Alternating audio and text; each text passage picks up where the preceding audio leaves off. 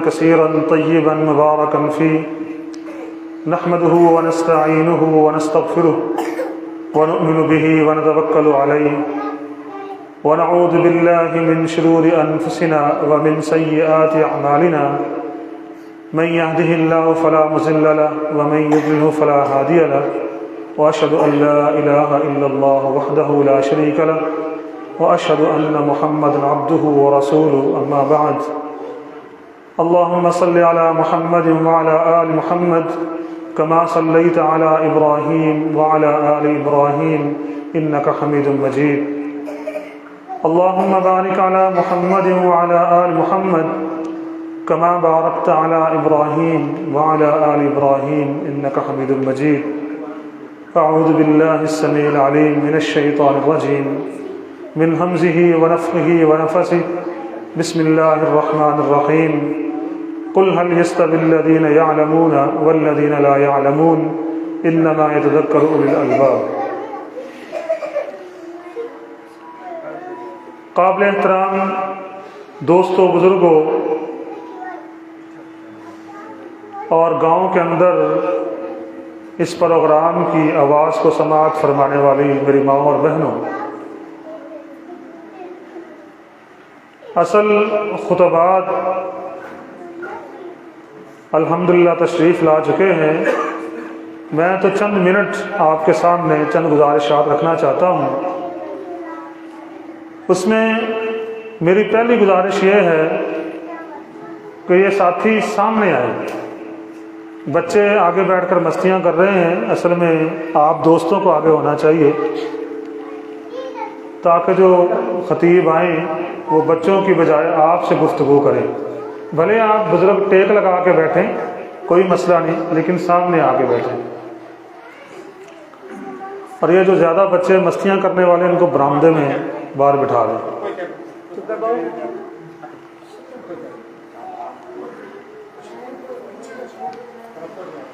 قرآن مجید میں اللہ تعالیٰ فرماتے ہیں کہ قل کہہ دیجئے هل يستوي الذين يعلمون والذين لا يعلمون، ایک وہ شخص جس کے پاس علم ہے اور ایک وہ شخص جس کے پاس علم نہیں ہے، کیا آپس میں برابر ہو سکتے ہیں؟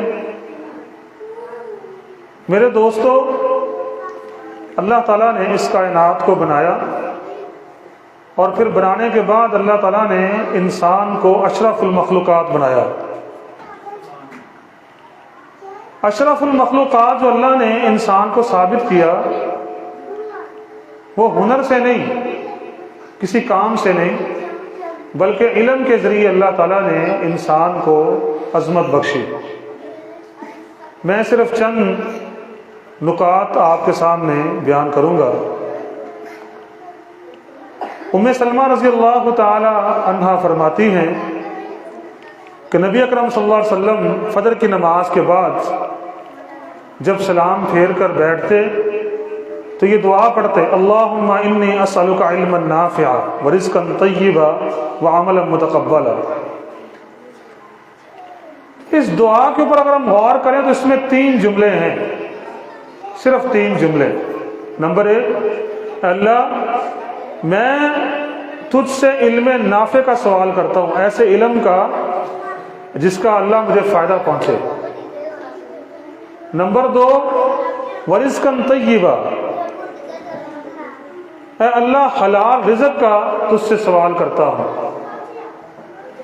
اور وعملا متقبلا، اے اللہ ایسے عمل کا تجھ سے سوال کرتا ہوں جس کو تو اپنی بارگاہ میں قبول فرما لے۔ میرے دوستو، یہ 3 جو جملے ہیں، حقیقت یہ ہے کہ انسان کی پوری زندگی ان 3 جملوں کے اوپر ہے، چوتھی بات نہیں ہے۔ انسان پیدا ہوتا ہے، جیسے ہی بولنا سیکھتا ہے، ماں باپ کی پہلی ترجیح یہ ہوتی ہے کہ ہم اپنے بچے کو پڑھائیں گے، اس کو کچھ نہ کچھ بنائیں۔ ایک ان پڑھ سے ان پڑھ آدمی بھی اس کی دلی خواہش یہ ہوتی ہے کہ میں اپنے بچے کو پڑھاؤں۔ پھر جتنی اس کی طاقت ہوتی ہے، پیسے والا ہوتا ہے تو کسی بڑے اسکول میں، کوئی ہمارے جیسا غریب ہوتا ہے تو وہ سرکاری اسکولوں میں، لیکن دلی خواہش یہی ہوتی ہے کہ میں اپنے بچے کو پڑھاؤں. علم انسان کی بنیاد ہے، علم کے بغیر کچھ نہیں. اسی لیے محدثین نے علم کی 2 اقسام بیان کی ہیں کہ نبی صلی اللہ علیہ وسلم کی حدیث ہے نا، طلب العلم علی کل مسلم، ہر ایک مسلمان پر علم کا حاصل کرنا فرض ہے. وہ کہتے ہیں کہ اس کے 2 قسم ہیں. ایک فرض عین ہے کہ وہ ہر کسی نے، جو بھی علماء کرام ہیں، وہ ٹائم نکال کر علم کو حاصل کریں. اور ایک ہے علم فرض کفایہ. فرض کفایہ یہ ہوتا ہے کہ سارے تو اگرچہ نہیں پڑھ سکے، لیکن اس میں چند لوگ اس علم کو حاصل کر لیں تاکہ وہ باقی لوگوں کے عمل کی رہنمائی کریں، ان کے عقیدوں کی رہنمائی کریں، ان کے نظریات کی رہنمائی کریں اور ان کو جینا سکھائیں. اگر کبھی ان کے اندر بدعات یا شرک کی باتیں آتی ہیں تو اس سے ان کو آگاہ کریں. فرض کفایہ یہ ہم سب پر ہے، وہ چاہے عالم ہے یا عام آدمی ہے یا تاجر ہے یا بنی کرنے والا ہے، وپاری ہے، کوئی بھی ہے. کم سے کم ہر آدمی کے پاس اس کے پیشے کے مطابق علم ہونا چاہیے. اگر ایک وپاری ہے تو اس کے پاس اتنا علم ہونا چاہیے کہ میں یہ جو کام کر رہا ہوں یہ کہاں تک صحیح ہے، کہاں تک غلط ہے. مثال کے طور پر میں چند مثالیں آپ کو ساتھ ساتھ دیتا جاتا ہوں تاکہ آپ کو بات اچھی طرح سے سمجھ میں آئے گی. ابھی گندم شروع ہو گئی ہے. آپ نے اکثر دیکھا ہوگا کہ لوگ کچا بول دیتے ہیں، یعنی ابھی گندم شروع ہوئی ہے، ابھی سے بولی دے دیں گے، ابھی سے پیسہ لینا شروع کر دیں گے، لوگ لینا شروع کر دیں گے. حالانکہ شرعاً یہ جائز نہیں ہے. اسلام کے اندر اس چیز کی اجازت نہیں ہے. نبی صلی اللہ علیہ وسلم نے کچے بول سے منع فرمایا ہے.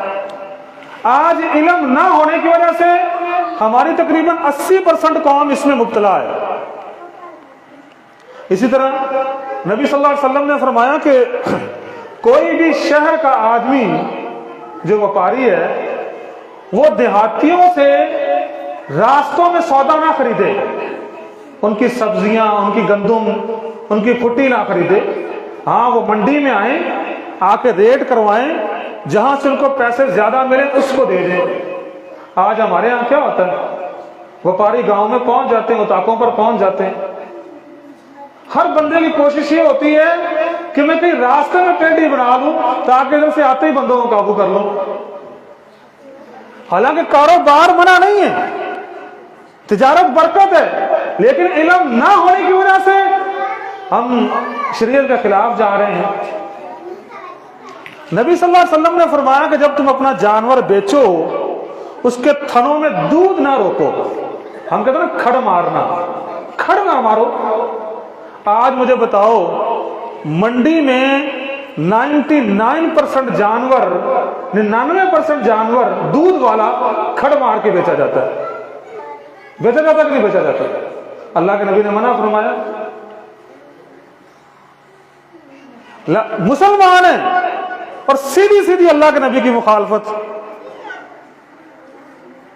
کم سے کم اتنا علم تو ہونا چاہیے تھا جو بندہ کاروبار کرتا ہے اس کے قواعد و ضوابط تو وہ سیکھتا کہ میں اگر پیٹی والا ہوں تو اسلام میں میرے لیے کیا حکم ہے، میرا کاروبار کہاں تک صحیح ہے، کہاں پہ آگے غلط ہوتا ہے. ایک وپاری ہے، اس کو اتنا تو علم حاصل کرنا چاہیے تھا کہ یار میں جانوروں کا سودا کرتا ہوں، میرا یہ سودا کہاں تک ٹھیک ہے، کہاں جا کے غلط ہے. نبی صلی اللہ علیہ وسلم کی ایک اور حدیث، اللہ کے نبی نے فرمایا کہ جب تم اپنے کسی بھائی سے کوئی سودا کرو تو اس کو اوپن کرو، واضح، کان میں پھسر پھسر نہ کرو. ہماری منڈیوں میں 100% وپاری بھی اور عام بندے بھی جب سودا کیا کرتے ہیں اس کے کان کے ساتھ، اس کے کان کے ساتھ. ایسا ہے کہ نہیں؟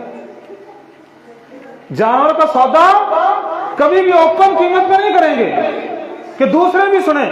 آپ سے بات کی، اس سے ہٹا، اس کے کان کے ساتھ منہ لگا، وہ آئے گا اس کے کان کے ساتھ منہ لگا. حالانکہ آج دیکھو ملک ہمارا اپنا ہے، پیسہ ہمارے پاس ہے، الحمدللہ زمینیں ہماری اپنی ہیں، مال ہمارے اپنے ہیں، شہر ہمارے اپنے ہیں، لیکن کیا بات ہے، ضربت علیہم الذلۃ والمسکنہ، ہمارے اوپر ذلت اور مسکینی چھائی ہوئی ہے۔ ہر بندہ اپنا ملک، اپنا علاقہ، اپنی بنی باری، اپنی اولاد ہونے کے باوجود بھی مانگنے پر تلا ہوا ہے۔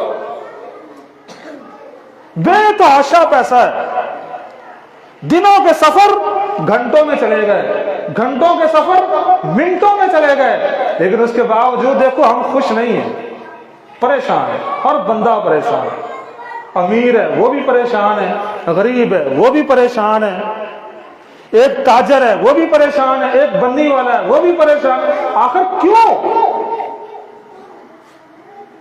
اس لیے ہم تجارت کر رہے ہیں لیکن اس طریقے پر نہیں کر رہے جو طریقہ نبی صلی اللہ علیہ وسلم نے بتایا ہے۔ ہمارا مال بک بھی رہا ہے، ہم خرید بھی رہے ہیں، لیکن اس طریقے کے اوپر نہیں جو طریقہ نبی صلی اللہ علیہ وسلم نے ہمیں بتایا۔ میرا بات کرنے کا مقصد یہ ہے کہ کم سے کم اتنا علم تو حاصل کرو نا اپنے علماء سے، طلباء سے، جس کے ساتھ ہماری زندگی اٹیچ ہے۔ اس لیے تو اللہ کے نبی نے یہ دعا کہی، اللہم انی اسألک علما نافعا، اللہ مجھے ایسا علم دے جو مجھے فائدہ پہنچائے، ورزقا طیبا، اللہ ایسا رزق دے جو پاک ہو۔ اس دعا پر غور کریں گے نا تو رزق سے پہلے علم کا ذکر ہے، رزق کا بعد میں، رزق کا حدیث میں بعد میں ہے، علم کا پہلے ہے۔ اس لیے کہ حلال رزق ہم تبھی کما سکیں گے نا جب ہمارے پاس علم ہوگا، جب ہمارے پاس قرآن و حدیث کا علم ہوگا تبھی تو ہم حلال رزق کما سکیں گے۔ آج آپ بینکاری دیکھ لیں، بینکوں کے اندر گاڑیاں، کیونکہ اصل میں میرے پاس ابھی ٹائم نہیں ہے، میرے بعد قاری صاحب کا یہ اصل کتاب ہے، میں تو سننے کے لیے آیا تھا، مجھے ساتھیوں نے کہا تو میں آپ کے سامنے بیٹھ گیا۔ اصل میں یہ موضوع بڑا لمبا ہے، میں چند باتیں بس کر کے میں بات ختم کرتا ہوں۔ آج ہماری بینکاری دیکھ لیں آپ، ٹوٹل کی ٹوٹل ہماری بینکاری سود کے اوپر ہے۔ ہمارے ہاتھوں میں موبائل ہے، اس کے اندر ہمارے اکثر نوجوان سود پہ، بیلنس ختم ہوگا لون لے لیں گے، جب دوبارہ ہم بیلنس کرواتے ہیں وہ پیسے کاٹتے ہیں۔ وہ پیسے کس کے بدلے میں کاٹ رہے ہیں؟ پیسے کے بدلے میں۔ اللہ کے نبی صلی اللہ علیہ وسلم نے فرمایا کہ جنس کے بدلے میں جنس نہ خریدو نہ بیچو۔ ایک چیز ہے، اسی چیز کے بدلے میں مثال کے طور پر اللہ کے نبی نے فرمایا کہ کوئی شخص 2 کلو ہلکی کھجوریں 1 کلو اچھی کھجوروں کو بدلے میں نہ بیچے۔ پہلے وہ اپنی 2 کلو ہلکی کھجوریں کسی اور کو بیچے، پھر اس کے پیسوں سے چاہے تو اس کی کلو آ جائیں، چاہے تو 1.5 کلو آ جائیں، چاہے تو 3 پاؤ آئیں، اس کے پیسوں سے خریدو۔ فرمایا کہ 1 کلو اچھی کھجوروں کے بدلے میں 2 کلو ہلکی کھجوریں نہ دو، کیونکہ جنس ایک ہے، جنس بدلی کر دو۔ اب یہاں پیسے کی جنس ایک ہے، پیسے کے بدلے میں پیسہ کٹا جا رہا ہے، ہم لگے پڑے سود دے رہے ہیں کمپنیوں کو۔ یہی حال ہمارا گندم کا ہے۔ لوگ کیا کرتے ہیں، ابھی ٹائم ہے بیج کا، بابا آپ مجھے 1 بوری دے دو گندم کی، جب میری فصل اترے گی میں آپ کو 2 بوری دے دوں گا۔ اب وہ 1 بوری لے کے جا رہا ہے، فصل اتر رہی ہے 2 بوریاں دے رہا ہے۔ اب گندم کے بدلے گندم، حالانکہ ہم نے محنت کی، پانی لگائے، ہل چلائے، سب کچھ کیا، لیکن شریعت کے خلاف جا کر ہم نے اپنی روزی کو حرام کر لیا۔ ہم اپنی روزی کو حرام کر بیٹھتے ہیں، اور یہ وہ باتیں ہیں جو آج میرے ساتھ بھی لائق ہے، آپ کے ساتھ بھی ہیں، وہ بنیادی باتیں ہیں۔ اسی طرح بینکاری کا سارا معاملہ سود کے اوپر کھڑا ہے، وہ نام بدل دیتے ہیں اسلامی بینکاری۔ آج کل لوگ گاڑی لیتے ہیں قسطوں کے اوپر۔ اسلام سود کا جو اصل ڈیفینیشن ہے، معنی ہے، وہ یہ ہے کہ مال کا بڑھنا، وقت کے ساتھ ساتھ بڑھتا چلا جانا۔ اچھا بینک والے کیا کہتے ہیں؟ وہ ایک پاگل بناتے ہیں بندے کو. وہ کہتے ہیں جی آپ ہم سے گاڑی خریدیں قسطوں کے اوپر، مثلا گاڑی 20 لاکھ کی ہے، ہم آپ کو دیں گے 30 لاکھ روپے کی. اچھا بھائی ٹھیک ہے، آپ نے یہ 2 سال میں اس کی قسطیں دینی ہیں. جو قسط شارٹ ہوگی اس قسط پر آپ کو جرمانہ لگے گا. اچھا ابھی وہ تو سود ہے، وہ آگے سے بھی بندے کو پاگل بناتے ہیں. وہ کہتے ہیں جی سود نہیں ہے، اصل میں وہ جرمانہ ہے آپ کا، تو ہم ایسا کریں گے وہ جو آپ کا جرمانہ ہے وہ ہم کسی ایسے ادارے کو دے دیں گے جو فلاحی کام کرتے ہیں. بھائی جس نے فلاحی ادارے کو دینا ہے وہ خود دے گا، تم کیوں دو گے؟ اب انہوں نے مسلمانوں کا دماغ گھمایا. میرے پاس ایک بینک کا ایک مینیجر آیا، مجھے کہنے لگا فتویٰ لکھ دے، ہمارا یہ قسطوں کا کام جائز ہے. میں نے کہا اچھا ٹھیک ہے میں لکھ دیتا ہوں، لیکن اس کے لیے شرط یہ ہے کہ آپ مجھے بتائیں کہ آپ کی ان قسطوں کا تعلق کس طرح ہے، کیا ہے، طریقہ کار کیا ہے. اس نے کہا صحیح ہم ایک گاڑی دیتے ہیں بندے کو، وہ ہمیں قسطیں دیتا ہے. فار ایگزامپل ایک بندہ 1 سال قسطیں دیتا ہے، اس کے بعد اس بیچارے کے پاس کچھ ہے نہیں ہے، وہ کہتا بابا میں قسطیں نہیں دے سکتا. ہم کیا کرتے ہیں کہ جو اس نے پیچھے پیسے دیے ہیں نا، ہم اس کو کرائے میں شامل کر دیتے ہیں. کرائے میں شامل کر کے اس کا جتنا کرایہ بنتا ہے وہ ہم اس کو کاٹ لیتے ہیں، ہم گاڑی رکھ لیتے ہیں، اس کو بولتے ہیں جا. میں نے کہا نبی اکرم صلی اللہ علیہ وسلم کی حدیث ہے الحلال بین والحرام بین وبینہما مشتبہات. اللہ نے حلال کو بھی واضح کیا، حرام کو بھی واضح کیا، ان دونوں کے درمیان ایک چیز شک و شبہات والی ہے. فرمایا کہ جو شک و شبہات سے بچ گیا استبرأ لدینہ وعرضہ، اس نے اپنا دین بھی بچا لیا، اس نے اپنی عزت بھی بچا لی. میں نے کہا آپ یہ کہہ رہے ہو کہ اگر اس نے قسطیں نہ بھری تو ہم اس کو کرایہ شامل کریں گے. مجھے یہ بتاؤ اگر اس نے گاڑی قسطوں کے اوپر لی ہے تو پھر یہ کرایہ نہیں ہے، اگر اس نے کرایہ کے اوپر لیے تو وہ مالک نہیں ہے. اگر اس نے چیز آپ سے سودا کیا ہے تو پھر بھائی قسطیں تو دیر سویر ہو سکتی ہیں، قرض جو ہے وہ کبھی جلدی کبھی لیٹ، آخر تو قرض ہے دینا ہے، تو پھر چیز کا مالک تو وہ ہی ہے، یہ تو اس کے اوپر قرض ہے.